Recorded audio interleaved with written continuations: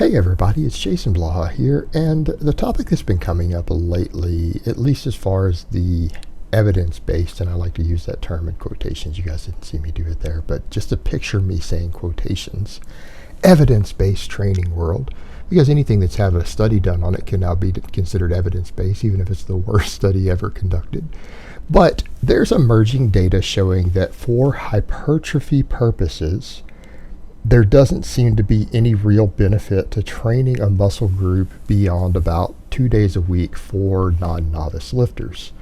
Now, what people need to remember is that that is purely from a hypertrophy perspective, not necessarily a motor unit learning and all of that. And you do need to understand that motor unit learning and strength do impact muscle growth in the long term because they will affect work capacity, just not in the short term. So the question that comes up is, what is an ideal training split for slightly more advanced lifters? By slightly more advanced, we mean intermediate and advanced, because we get thrown with that into the question of, do people do full body 3 days a week, or do they do some sort of upper, lower, or movement pattern split 4 days a week that concentrates on any given body part or exercise or variation of it about twice a week?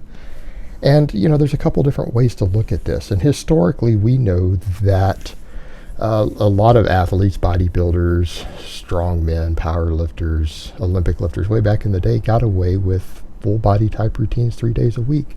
And the thing that needs to be noted with that is that obviously you're going to exceed 2 days a week on any given muscle group. Now, that isn't necessarily a problem as long as overall training volume is high enough on 2 of the days that you actually reach your minimum effective volume. And in that case, the third day tends to be more of a technique day or just reinforcing motor patterns. And that's usually what's been done with a lot of strength programs. You guys will notice there's quite a few set up that way for intermediate and uplifters, to where they really only have 2 higher intensity or higher workload days with 1 day that's quite a bit less, like traditional heavy, medium, light systems and things like that. And as long as it's done that way, it seems to work just fine. And arguably, old school bodybuilders used to just do the same routine 3 days a week. Was not uncommon, or at least some variation of their main 3.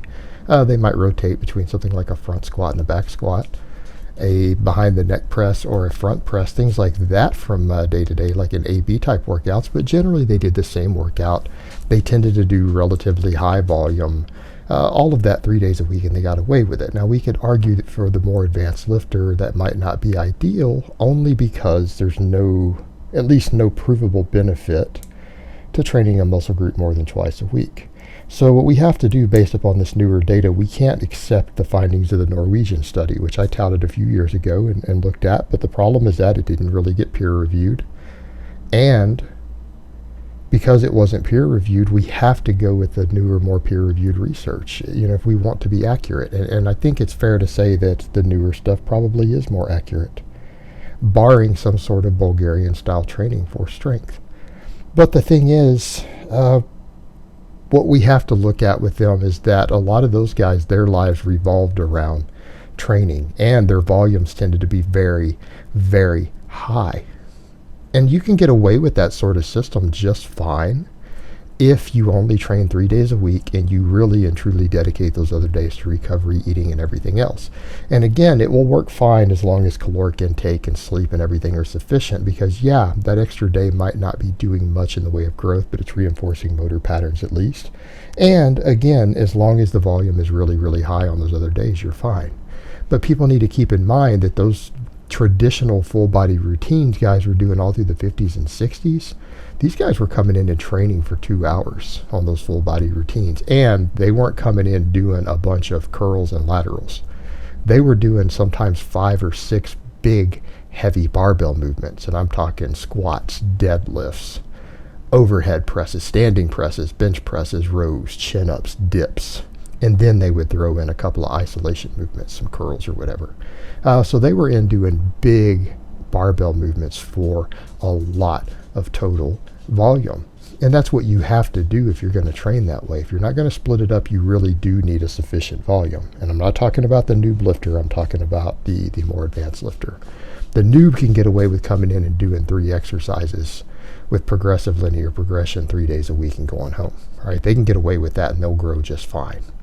The more advanced lifter, though, is that you have a minimum effective volume, and the volume that you have to reach goes up. It goes up the bigger you get, because the amount of disruption of homeostasis that you need to stimulate new muscle growth tends to increase over time, because you have to disrupt the body's homeostasis to create new muscle growth, and that's harder to do the bigger you get. That's one of the reasons we start running into problems with drug-free people, or even modest users, eventually reaching a threshold to where reaching enough training volume to stimulate not only new growth sometimes isn't a big deal, but good amounts, meaning you can stimulate new growth without it being anywhere near the maximum amount you can stimulate. We definitely run into problems very quickly of stimulating nearly maximum growth and still being able to recover from it in a single session. So that's the problem we can run into with the full bodies. I'm not saying they don't work, because they do work. They can work very well if you structure it right. And the bonus is you're at the gym 3 days a week, and you're only having to be there 3 days a week, and the other 4 days you don't have to show up. It works well if you can structure it well.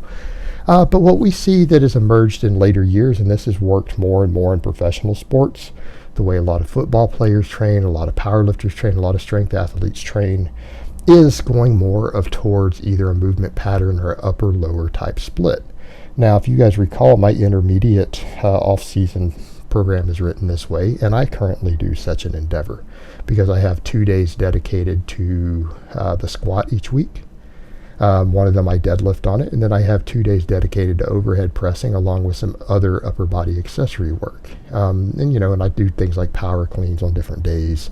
I tend to do rows and chin-ups on the pressing days, so that it ends up being more or less an upper-lower split. And again, what people need to remember, though, when it comes to these splits, if you're really trying to gain maximum muscle mass and strength, particularly strength, you don't want to be so dogmatic in your split that you literally only do upper and lower. You can't say, oh man, I don't want to do a standing press or a push press on my upper day because my legs get worked. Or I don't want to do a power clean or a deadlift on the lower body day because it works so much upper body.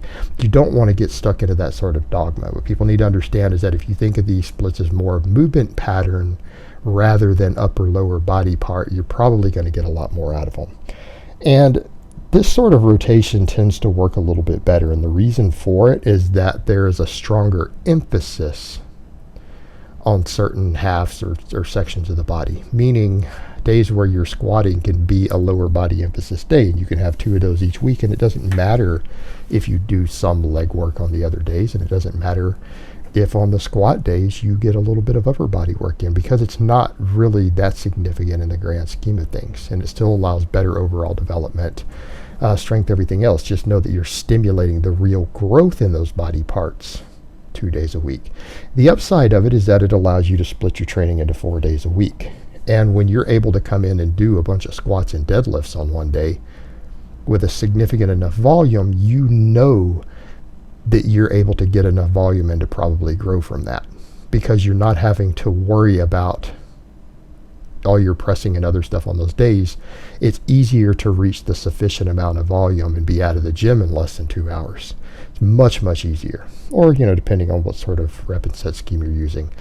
So again, it allows you to come in and put a little more focus on those given areas, and to ensure that you're training your minimum effective volume. And in some cases, it's easier to approach your maximum recoverable volume, because again, you're spreading things out over 4 days. And I think for most people, the majority of people, and this seems to work well in pro sports and elite level sports and college athletes and everyone else, it seems to be the better way to go for a lot of people. And keep in mind, I would never advocate like a push-pull legs or like a 3 or 4 day a week split. But when you're doing stuff like this that is set up into 2 basic emphases, and in this case, having 2 days that are mostly lower body and 2 days that are mostly upper body, because there'll be press based and maybe you're rowing and chin-ups and stuff on the upper body, it will divide this up better. It will let you spread the volume more over 4 days so that you can reach that minimum effective volume for those in a reasonable time frame, and every muscle group gets hit directly 2 days a week with its minimum effective volume. so that we can maximize the overall growth by training everything twice a week. In addition to the fact that any exercise is really, really important to you, you'll be able to train it 2 days a week and maximize on motor pattern learning for it. Because people need to remember that even if your goal is hypertrophy, getting really strong as possible on the lifts that are most important to your overall development will contribute most to your hypertrophy, because it'll give you more work capacity on the lifts that make the most difference. So irrespective of what your goals are, because I think people are going to find the more advanced you get, it's harder to separate size and strength. It really is. It's hard to separate the two. They tend to go hand in hand. And so that sort of situation, I think, does work better for most, unless you happen to prefer full body. And I'm not saying you can't still make great gains doing full body 3 days a week as a more advanced lifter. I just think that for most people, it will allow you to get a little better results because you can program it slightly more effectively the way I described, with some sort of upper or lower or 4-day movement pattern split. Again, as long as every muscle group gets its minimum effective volume twice a week, it will actually in many cases work out better. But someone who really can only get to the gym 3 days a week, I don't think the difference is going to be so vast that they're going to lose out 20% of their gains or anything like that if they're forced to do a full body 3 days a week. And if you really only have the time to lift 3 days a week, full body is still the way to go.